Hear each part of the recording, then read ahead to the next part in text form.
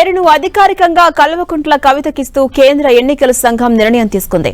TRS పార్టీకి కేంద్ర ఎన్నికల సంఘం ఆమోద ముద్ర వేసింది. దీంతో కవిత పార్టీకి అధికారికంగా సీఈసీ ఆమోదం తెలిపినట్టయింది. ఈ నెల 25న మేడ్చల్లోని అద్వయ కన్వెన్షన్ లో టీఆర్ఎస్ పార్టీ పేరు కవిత ప్రకటించారు. పార్టీ పేరును తెలంగాణ రక్షణ సేనగా కేంద్ర ఎన్నికల సంఘం ఆమోదించింది.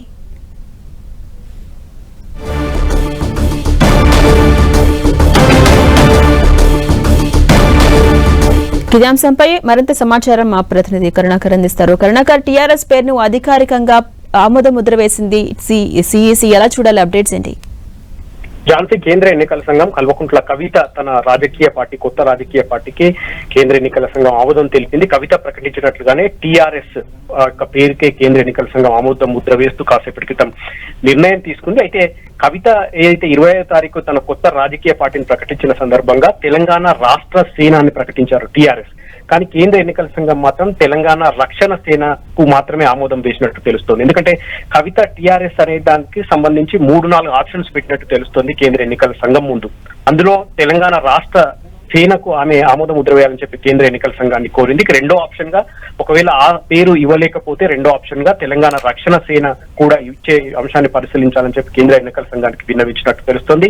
కేంద్ర ఎన్నికల సంఘం కాసేపటి క్రితం ఫస్ట్ ఆప్షన్ కాదని రెండో ఆప్షన్ కేంద్ర తెలంగాణ రక్షణ సేనకు మాత్రమే ఆమోదం తెలిపినట్టు తెలుస్తుంది. మొత్తం మీద టీఆర్ఎస్ పేరు వచ్చేలా కవిత చాలా జాగ్రత్తగా తీసుకుంది. ఎందుకంటే టీఆర్ఎస్ పార్టీని మార్చి బీఆర్ఎస్ పార్టీగా కేసీఆర్ తన పార్టీ పేరు మార్చారు కాబట్టి టీఆర్ఎస్ అయితే తెలంగాణలో బాగా పాపులర్ ఉంటుంది, పబ్లిక్ లోపల ఒక గుర్తింపు ఉంది, ఖచ్చితంగా అది రాజకీయ పార్టీగా సక్సెస్ అవుతుందని చెప్పి కవిత భావించినట్టు తెలుస్తుంది. అందుకే టీఆర్ఎస్ అనే పేరు వచ్చే విధంగా తెలంగాణ రక్షణ సేనగా తన పార్టీ పేరును పెట్టుకుంది. ఆ పేరు కాసేపటి క్రితమే ఈసీ ఆమోద ముద్ర వేసిన పరిస్థితిని మనం చూస్తున్నాం. జాన్స్ కరుణాకర్, ఇప్పుడు కవిత పార్టీకి అధికారికంగా ఆమోద ముద్ర వేసింది కదా సీఈసీ, మరి నెక్స్ట్ స్టెప్ ఎలా ఉండబోతోంది?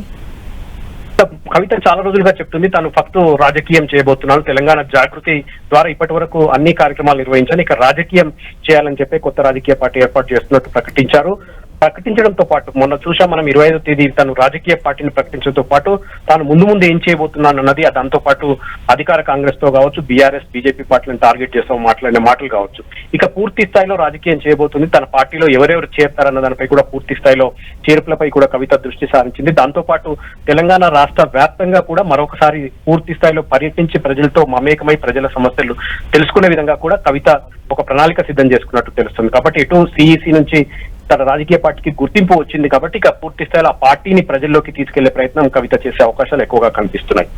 థాంక్యూ కరుణాకర్.